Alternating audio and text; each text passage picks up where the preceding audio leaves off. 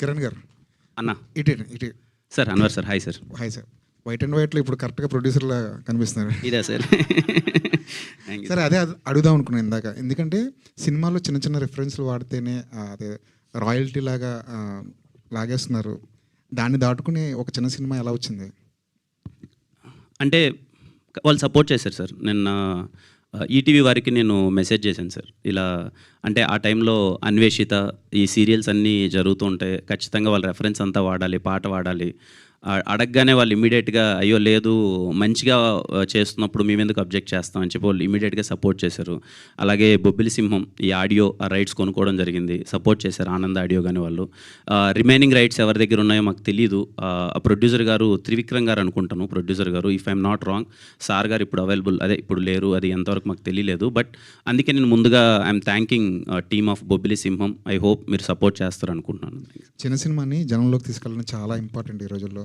మీరు అడిగితే అంటే మీకున్న పరిచయాలు, మీకున్న ఫ్రెండ్షిప్ ఇదంతా దాన్ని బేస్ చేసుకుని ఈ సినిమాలో ఎవరినైనా గెస్ట్ రోల్గా తీసుకోవచ్చు, గెస్ట్గా అడిగితే ఇంకొంచెం ఈ సినిమా జనంలోకి వెళ్తుంది అన్న ఐడియా మీకు రాలేదా? వచ్చిన స్పాయిల్ చేయకూడదు, ఒక జెన్యున్గా ఒక ప్రోడక్ట్ చేస్తున్నాం, దాన్ని స్పాయిల్ చేయకూడదని అవాయిడ్ చేశారు దాన్ని?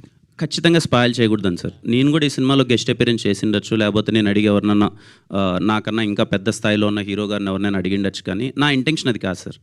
నేను కూడా ఇప్పుడు ఈవెంట్లకి గెస్ట్లను తీసుకొచ్చేయాలి, వాళ్ళ ద్వారా సినిమాని జనాల్లోకి గట్టిగా అంటే వాళ్ళు వస్తారు, సపోర్ట్ చేస్తారు. కానీ నా ఇంటెన్షన్ ఏంటంటే సార్, కొత్త వాళ్ళు వచ్చినప్పుడు ఏమీ లేకపోయినా పర్లేదు, మన సెల్ఫ్ కాన్ఫిడెన్స్తో మనం చాలా అంటే చాలా స్ట్రాంగ్గా నమ్మి సినిమా కష్టపడి మనం ఏదో కొత్తగా క్రియేట్ చేసుకుంటూ, కొత్త ఐడియాస్ వేసుకుంటూ సినిమాని జనాల్లోకి తీసుకెళ్ళొచ్చు అనే హోప్ని క్రియేట్ చేద్దామని ఒక ఇంటెన్షన్, అంతే సార్.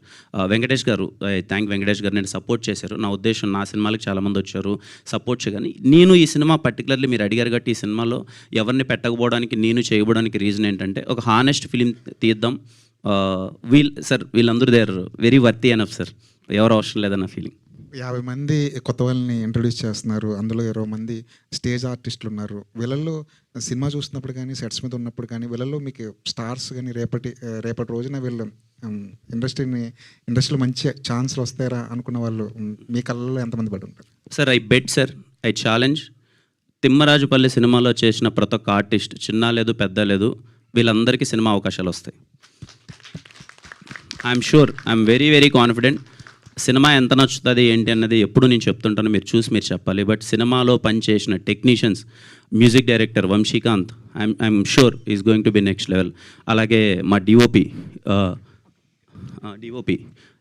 అక్షయ్ బ్రో, మీకు చూసారు విజువల్స్ ఎంత ఫ్రెష్గా తీశాడు అని చెప్పి. ఫస్ట్ ఈ సినిమానే తీశారు, తర్వాత ఇంకొక సినిమా తీశారు. Is going to be next level. అలాగే మా డైరెక్టర్ కానీ, ఆర్టిస్ట్ కానీ, ఒక్కరు ఇద్దరని కాదు సార్, ప్రతి ఒక్కరూ. నా నమ్మకం ఏంటంటే ఈ సినిమా తర్వాత వాళ్ళందరికీ అవకాశాలు వస్తాయి, వాళ్ళందరూ బిజీ అవుతారు.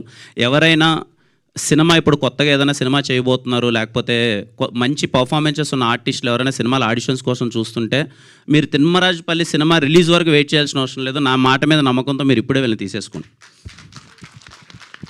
Kiran hi sir. సో అంటే సినిమా ప్రమోషన్స్ ఇవన్నీ కూడా చాలా కేర్ఫుల్గా చేస్తున్నారు. అట్ ద సేమ్ టైం ఇప్పుడు ఈ ఐకానిక్ రోల్స్ క్రియేట్ చేయడం ఇవన్నీ కూడా, సో ఇది ఒక టికెట్ పర్చేజ్కి ఎంతవరకు ట్రాన్స్లేట్ అవుతుంది అనుకుంటున్నారు?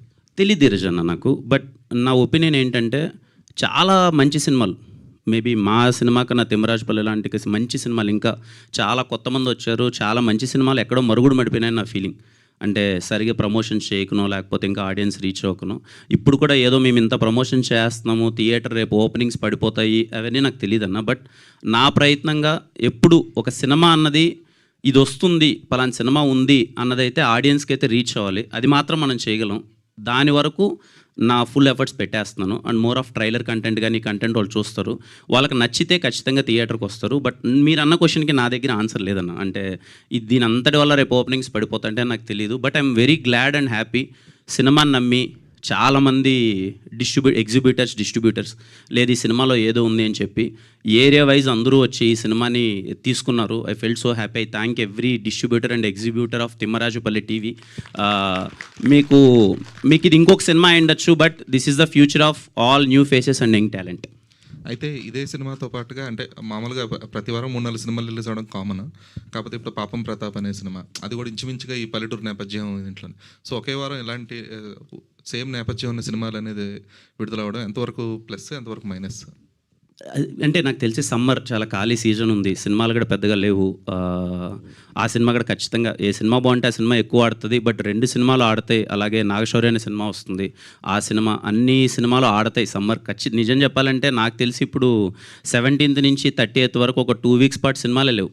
ఎవరైనా సినిమాకి వెళ్ళాలంటే హ్యాపీగా ఖచ్చితంగా మనకి సినిమా అన్నది సమ్మర్లో ఒక ఎమోషన్గా వెళ్తారు కదా, ఖచ్చితంగా ఏ సినిమా బాగుంటే అది ఎక్కువ ఆడుతుంది. బట్ అన్ని సినిమాలు ఆడాలని కోరుకున్నాను. కిరణ్ గారు, మీరు ఒక రైటర్ కదండి, ఈ ఇన్పుట్స్ మీ సినిమాకి సంబంధించి రైటర్గా మీ ఇన్పుట్స్ ఎంతవరకు ఉన్నాయి? కంప్లీట్గా వాళ్ళకి ఫ్రీడమ్ ఇవ్వడం జరిగింది? లేదు సార్, అంటే నేను ఆ విషయంలో వీళ్ళు సినిమా ఓకే అయిపోయింది, మునితో సినిమా చేద్దాం అనుకున్నాను. అప్పుడే నా సినిమాలు కేరాంప్ కానీ ఇవి కానీ కంటిన్యూస్గా షూట్స్ అవి అవుతున్నాయి సార్. నేను వీళ్ళ షూట్కి కూడా నేను, మీరు నమ్ముతారా నమ్మరో, జస్ట్ 2 times వెళ్ళాను అంతే సార్ షూట్కి. సో కంప్లీట్లీ దీంట్లో టెక్నికల్గా కానీ లేకపోతే రైటింగ్ వైజ్ కానీ ఇంకోటి కానీ కంప్లీట్లీ మునిదే సార్. నా ఇన్వాల్వ్మెంట్ ఏమీ లేదు. ఏదో ఇంకా ఫైనల్గా చూసినప్పుడు ఎడిట్లో ఇది బాగుంటుంది అని డిస్కస్ చేయడం తప్ప, ఎందుకంటే నేను అసలు సెట్కి వెళ్ళలేదు సార్. సీమలో బాలకృష్ణ గారి ఫ్యాన్స్ చాలా ఎక్కువగా ఉంటారు. సో ఆ రెఫరెన్స్ దాని ప్రకారమే కూడా ఇందులో బాలకృష్ణ గారి రెఫరెన్స్ని ఎక్కువగా పెట్టుకోవడం జరిగిందా? ఎలాగా అంటే ఎక్కువ ఫ్యాన్ బేస్ ఎక్కువ ఉంటుంది కాబట్టి అట్లాగా? అంటే అవును సార్, మీరు అన్నది కరెక్టే. అంటే తెలియకున్న చైల్డ్హుడ్లో మాస్ అనగానే బాలయ్య బాబు గారే గుర్తొచ్చేస్తారు కదా సార్. రైట్ టైంలో అప్పుడు, అది కాక అప్పుడు ఫ్యాక్షన్ సినిమాలు అంటే అక్కడ చిన్న మా అందరికీ ఒక చిన్న ఊపు ఉండేది. ఎన్టీఆర్ గారి సినిమాలు కానీ లేకపోతే అప్పుడు ఇంకా ఇంద్ర చిరంజీవి గారి సినిమాలు కానీ అలాంటి సినిమాలు వస్తుంది. ఆ టైంలో బాలయ్య గారి సినిమాలు ఎక్కువ వచ్చాయి కదా సార్. ఇలా సమరసింహారెడ్డి కానీ నరసింహానాయుడు కానీ చెన్నకేశ్వర రెడ్డి కానీ ఇవన్నీ వచ్చాయి కదా. అవి చిన్న అడర్నల్ రష్ అంటారు కదా సార్, ఆ ఫీలింగ్ అంతే. అండ్ ఇక్కడ కూడా అంటే చిరంజీవి గారి సినిమా ఉంటుంది, బాలకృష్ణ గారి సినిమా, వెంకటేష్ గారి సినిమా మొత్తంలో చాలాసేపు ఎక్కువ ట్రాక్ నడిచేది వెంకటేష్ గారిది. చెంటి క్యాషెట్తోనే సినిమా మొత్తం రుణపడి ఉంటుంది. సో అందులో and makers of Chenti, thank you so much. All the best అండి. వేద గారు, వేద జలంధర్ గారు.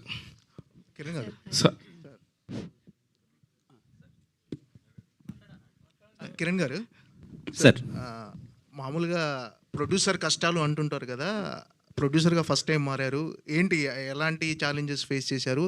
ఈ సినిమా మీరు ప్రొడ్యూసర్గా మారిన తర్వాత మీరు చేసే హీరోగా చేస్తున్న సినిమాల ప్రొడ్యూసర్ మీద రెస్పెక్ట్ పెరిగిందా ఏంటి? నేను ఈ సినిమా ప్రాసెస్లో ఏ కష్టాలు ఫేస్ చేయలేదు సార్. నేను ఇంత బడ్జెట్లో సినిమా తీద్దాం అనుకున్నాను, వీళ్ళందరి సపోర్ట్ వల్ల అంతే బడ్జెట్లో సినిమా అయింది. అండ్ సినిమాని తీసుకెళ్ళడానికి మీడియా వారు కానీ లేకపోతే I have to thank my fans and well wishers, ప్రతి ఒక్కరు వాళ్ళు ఏదో చేసాడరా కిరణ్ అని చెప్పి వాళ్ళు తీసుకెళ్తున్నారు. నేనైతే ఈ సినిమా ప్రాసెస్లో యాజ్ ఎ ప్రొడ్యూసర్గా ఏమాత్రం కష్టపడలేదు సార్. చాలా విల్లింగ్గా, చాలా హార్ట్ఫుల్గా సినిమా తీశాను. And I'm prepared for everything. మీరు ప్రొడ్యూసర్గా మారారు, ఓకే, మీ బ్యాక్ ఎండ్ ఎవరైనా ఉన్నారా? అంటే ఒక పొలిటికల్ లీడర్ కానీ ఇలాంటి ఎవరైనా మీకు ఫండ్స్ ఏమైనా ఇస్తున్నారు అని చాలామందికి డౌట్ ఉంది. ఏంటి ఇందులో రీజన్ ఉందా? మొత్తం కిరణ్ అపూర్వం గారే మొత్తం ప్రొడ్యూస్ చేసేది? నా కాస్ట్యూమ్ ఎఫెక్ట్ అంతేగా, నాకేం లేదు సార్. ఇంకా ఆ క్వశ్చన్కి నేను సమాధానం చెప్పాలంటే అది కరెక్ట్ కాదేమో సార్. 5 సంవత్సరాలుగా మీరు అందరూ నన్ను చూస్తూనే ఉన్నారు. ఇంకా వెనకాల ఎవరో ఉన్నారు, వెనకాల ఉన్నారంటే ఏం లేదు సార్, అంతా లోపలే ఉంది, అంతా వాడే. ఇంకా వేద గారు, ఇప్పుడు మీరు సినిమా చేస్తున్నప్పుడు చాలా కష్టాలు పడ్డారు. అంటే సినిమా కోసం చాలా పేషెన్స్తోని ప్యాషన్తోని చేశారు. ఆ చేసిన రోజు అనుకున్నారా ఈ 10 రోజుల నుంచి జరుగుతున్న అన్నీ కూడా చూస్తుంటే ఒక చిన్న సినిమాకి ఎంత కష్టం అంటే ఇప్పుడు మీరు ఎంత అనుభవిస్తుంది చాలా పెద్ద విషయం. అది బికాజ్ ఆఫ్ కిరణ్ అపూర్వం గారు అయిండొచ్చు, ఎవరైనా అయిండొచ్చు. కానీ మీరు అసలు అప్పుడు అలా అనుకున్న ఫీలింగ్ సినిమా చేస్తున్నప్పుడు ఒక పల్లెటూరులో ఇట్లాంటి ఫీలింగ్, ఇట్లాంటిది ఊహించారా కనీసం అని అడుగుతున్నాను. 100కి 100%, ఇంకా 120% కూడా కిరణ్ అబ్బవరం గారి వల్లే సార్. మాకు ఇనీషియల్ స్టేజ్ నుండి వెళ్ళి ఒక పాజిటివ్ అండ్ చాలా కాన్ఫిడెన్స్తో స్టార్ట్ చేశాం సార్. వర్క్షాప్ నుండి, షూట్ మాత్రమే కాదు, వర్క్షాప్ నుండి చాలా కాన్ఫిడెంట్గా పాజిటివ్గా స్టార్ట్ చేసాం. అలానే జరిగింది. షూట్ కూడా చాలా బాగా అయింది. కానీ డెఫినెట్లీ రిలీజ్ వరకు వస్తుంది అని అనుకున్నాము కిరణ్ గారు సపోర్ట్ వల్ల. బట్ మాకు ఇంత వైడ్ రేంజ్ ఆఫ్ ఎక్స్పోజరు, లేకపోతే ఇంత సపోర్ట్ మీ నుండి రావడం కానీ, ఆడియన్స్కి మా గురించి కన్వే చేయడం కానీ, మాకు పర్సనల్గా ఆర్టిస్ట్ లాగా ఎక్స్పోజర్ రావడానికి సినిమా కంటే ఎక్కువ ఆయనకి దీనిపైన కాన్సన్ట్రేషన్ చేస్తున్నారు అంటే మీకు కూడా కనిపిస్తుంది.